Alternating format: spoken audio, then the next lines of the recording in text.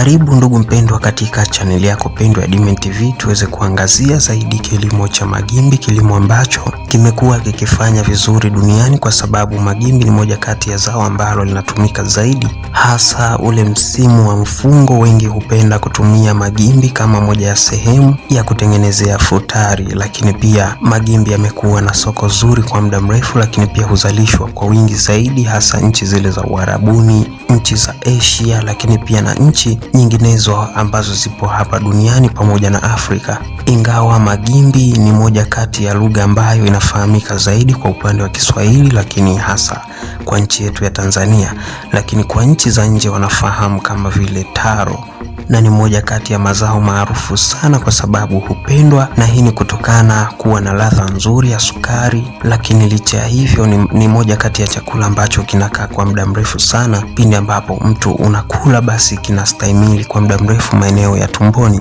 kitu ambacho kwa wengi ambao hawapendi kupika mara kwa mara basi hupendelea zaidi kupika magimbi na kutumia kama moja ya sehemu ya kifungua kinywa ama tunasema kitafunwa kwa ajili ya chai. Kwa hapa Tanzania, mikoa ambayo inalima zaidi magimbi kwa wingi zaidi basi kuna Moshi, Arusha, Mbeya, Pwani, Tanga, Kilwa, lakini pia na maeneo mengine ambayo ni ya nchi jirani kama vile Kenya, Mombasa, lakini pia na Zanzibar.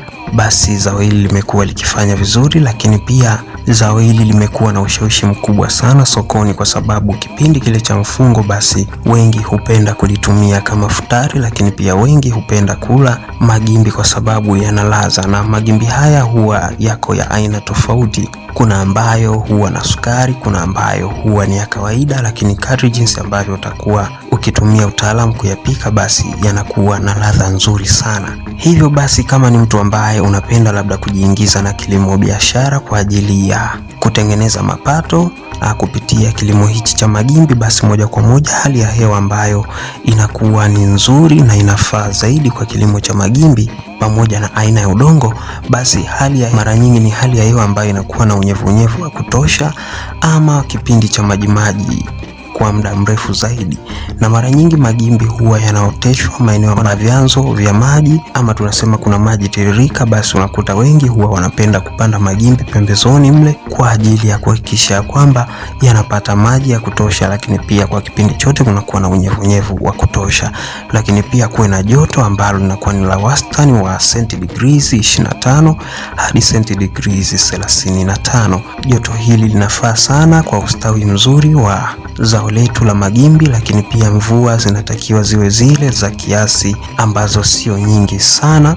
Lakini pia unashauriwa zao hili ili uweze kufaidika basi ni vizuri ukaweza kuchanganya na mazao mengine, yani ukafanya intercropping, yani ina maana unaweza ukaamua kupanda mahindi shambani lakini pia na zao hili likawepo, ama ukaamua kuweka migomba lakini pia na zao hili likawepo. Utakuwa umefanya kitu kizuri kwa sababu moja kwa moja huwa linastahimili vizuri zaidi pindi ambapo unakuwa ukichanganya, kwa sababu ni moja kati ya zao ambalo halihitaji sana maji mengi ya kupitiliza, lakini pia ni moja kati ya zao ambalo linastawi vizuri na linakubali vizuri pindi ambapo unafanya uchanganyaji wa mazao. Lakini pia upande wa udongo, basi udongo unatakiwa uwe na pH kuanzia 5.5 hadi 7. Hii inakuwa ikipendeza zaidi kwa zao hili kuweza kustahimili na kuota vizuri, kitu ambacho kinapendeza zaidi, lakini pia ni kitu ambacho kinavutia zaidi.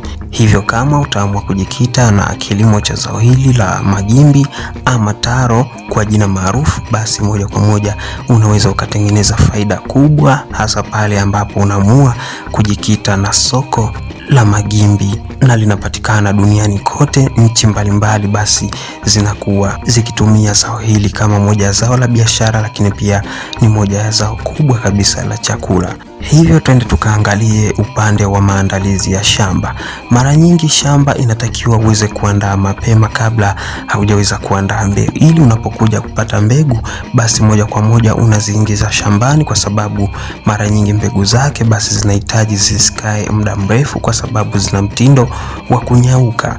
Hivyo hakikisha shamba lako umeliandaa kwa mfumo ambao unakuwa ni wa kawaida ama tunasema sansa, yani ina maana unaweza usiweke matuta ama kama kutakuwa na mvua nyingi sana, basi unaweza ukatengeneza matuta ili kuweza kuzuia mmomonyoko wa udongo ama udongo kuweza kubebwa pindi ambapo mvua zinakuwa ni nyingi sana, ama tunasema maji yanapokuwa ni mengi sana. Kwa hiyo inatakiwa utengeneze matuta kama maji yanakuwa ni mengi sana, lakini pia kama maji yako kiasi, basi unaweza ukalima kawaida ama sansa, lakini pia hakikisha unaondoa magugu yote, unafanya usafi vizuri katika shamba lako, lakini pia tengeneza mazingira rafiki. Mashimo ambayo tutakwenda kupandia zao letu hili, basi hakikisha unapima sentimita 15 hadi sentimita 18 ili tuweze kupandikiza mbegu, ama tunasema tuweze kupandikiza zao hili ili tuweze kufaidika na kilimo cha magimbi. Kwa hiyo tengeneza mashimo ambayo utayapima kwa rula ambayo ni rula tu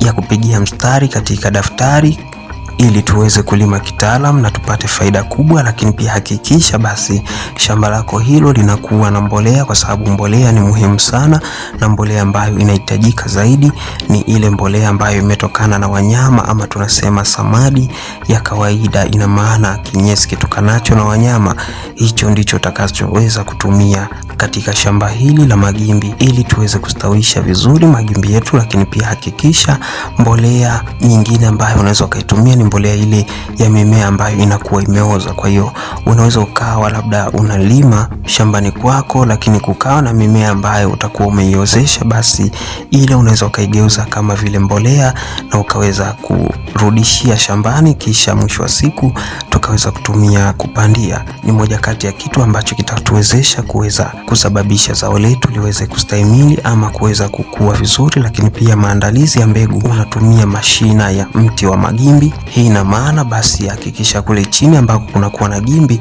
basi unakata kidogo, yani unakata sehemu ambayo itaanzia kwenye shina kushuka hadi kwenye gimbi kidogo.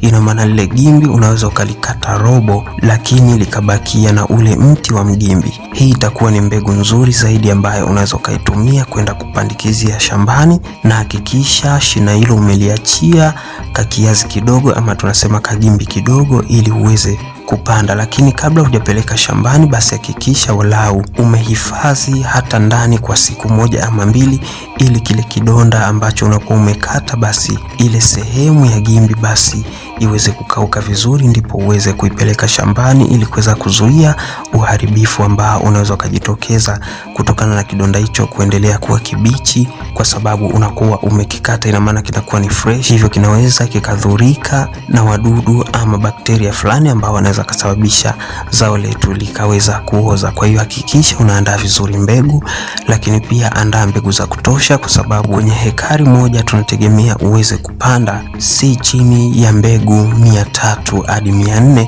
Hivyo andaa mbegu za kutosha ili uweze kufaidika vile na uweze kupata mazao ambayo yatakuwa ni mazuri.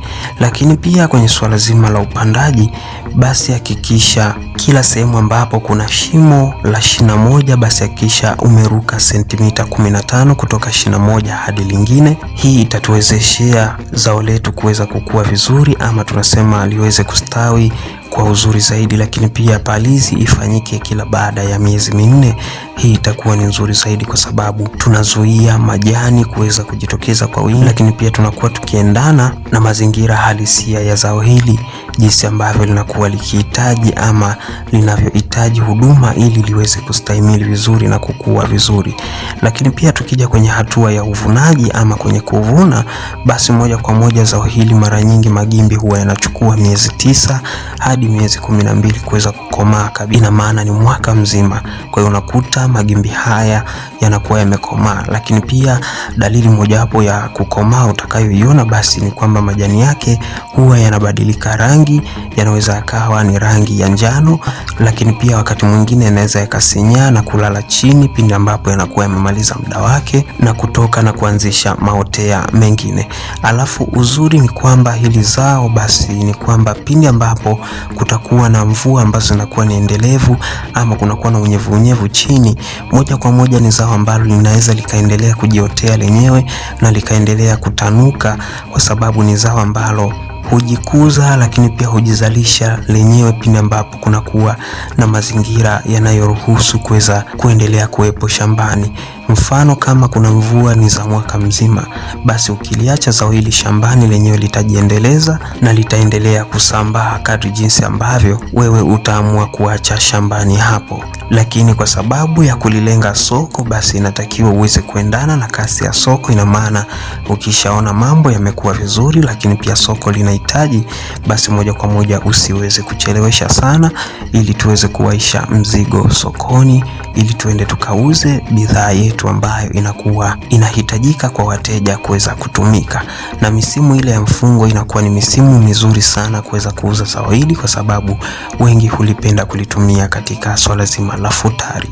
Sasa baada ya kuvuna zao letu hili la magimbi, basi sehemu ambayo utakwenda kutunza zao hili, hakikisha unatunza vizuri sehemu ambayo inakuwa haina unyevunyevu, lakini pia haina ubaridi sana, lakini pia haina joto kali sana. Ina maana kuwe na baridi ya wastani ya kati, ambayo itatuwezesha zao hili kuendelea kudumu, ama tunasema kukaa kwa muda mrefu. Lakini kama unakuwa umevuna, hakikisha sokoni unalipeleka labda kila baada ya siku 2 au 3, ili kuhakikisha kwamba linakuwa na ule ufresh. Lakini lina uwezo wa kukaa kwa muda mrefu sana, hadi muda wa wiki 1 mpaka 2, pindi ambapo utakuwa umelitunza vizuri katika magunia yale maalum ya kutunzia mazao, ambayo yanakuwa yanaharibika kwa urahisi pindi ambapo ukiyaweka chini. Hivyo kuna ile mifuko maalum ambayo imetengenezwa kwa asili ya katani. Hii ni mifuko ambayo inakuwezesha wewe kuweza kutunza mazao haya ya chakula kwa muda mrefu kidogo, kwa sababu ukiweka sakafuni moja kwa moja, basi huwa linawahi kuweza kusinyaa, lakini licha hivyo huwa linakauka vibaya sana. Lakini pia kwa mazingira yale ya joto, basi inakuwa ni shida zaidi. Lakini pia hakikisha mbegu ambazo utakwenda kuzipandia shambani wakati wa maandalizi, basi hakikisha mbegu hizo hazichukui muda mrefu. Ina maana zisizidi siku 3. Ina maana siku ya kwanza, ya pili unaweza ukapanda, lakini pia zisipitilize siku 3, kwa sababu utaharibu ile chachu na kasi ya ukuaji wa mbegu yetu na kuweza kustawi vizuri pindi ambapo tunaipeleka shambani kwa mara ya kwanza. Lakini pia ni vizuri kuweza kuhakikisha unapokwenda kutunza mbegu hii, basi kuko na hali ya hewa ya wastani, yani sio baridi sana, sio joto sana. Kwa hiyo kunakuwa na hali ya hewa kati, ambayo inakuwa ni nzuri kuweza kuruhusu zao letu kuweza kustahimili hali ya hewa, lakini pia tunapokwenda kupeleka shambani kupanda, basi likaote bila tatizo. Lakini pia hakikisha kwamba pindi ambapo unakuwa umepanda mbegu zako, basi hakikisha kunakuwa na maji ya kutosha. Yani ina maana kama mwanzoni basi hakuna mvua zilizonyesha labda ambazo zinakuwezesha wewe kuanza kupanda, basi hakikisha unaandaa mazingira mapema kwa kumwagilia maji ili uweze kuruhusu zao hili liweze kutoa mizizi, lakini pia liendelee kuchipua hadi pale ambapo utafikia hatua ya wewe kuweza kuvuna na kufurahia matunda ya zao hili ambalo linajulikana kama taro alimaarufu, lakini kwa Kiswahili ni magimbi, kama jinsi ambavyo inajulikana kwa hapa nchini Tanzania. Nikushukuru sana, niseme asante sana. Karibu sana katika channel yetu pendwa ya Dimeni TV kwa ajili ya mafunzo mengi yanayohusiana na kilimo, lakini pia tukutane katika mafunzo mengine mbalimbali ambayo tutaendelea kujuzana mengi zaidi. Hivyo subscribe, share, like, comment, endelea kuwa nasi, tuwe pamoja wakati wote.